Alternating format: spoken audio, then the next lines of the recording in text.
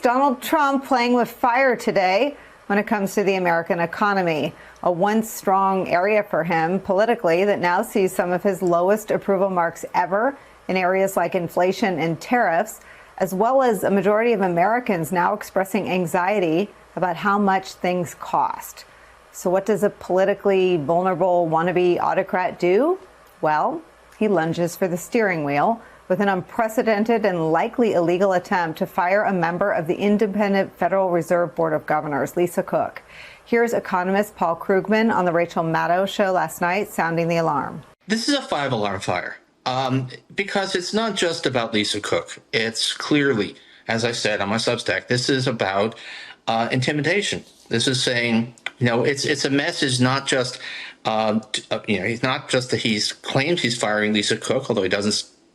We're not clear that he has the right to do that, but it's a message to everybody else on the Fed's board and basically to government officials of any kind that get in our way, don't act as an obedient minion of Donald Trump, and we will ruin you. Now, Cook is the first black woman to serve on the board of the Federal Reserve. She was appointed by President Joe Biden, and her term is not set to expire until 2038. She is one of 7 governors, and if Donald Trump succeeds in removing her, he will have appointed a majority of the governors on the board, which would give him greater control over the country's central bank.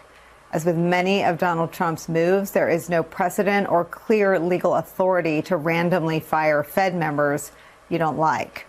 But Cook isn't going out without a fight. In a statement, she writes this, quote, "President Trump purported to fire me for cause when no cause exists under the law, and he has no authority to do so.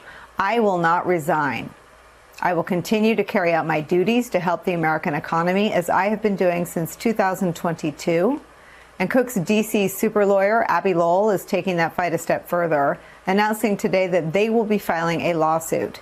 In a statement, the Federal Reserve weighed in as well, saying this, quote, "As always, the Federal Reserve will abide by any court decision." The stage is now set for a high-stakes legal showdown, likely to reach all the way to the Supreme Court.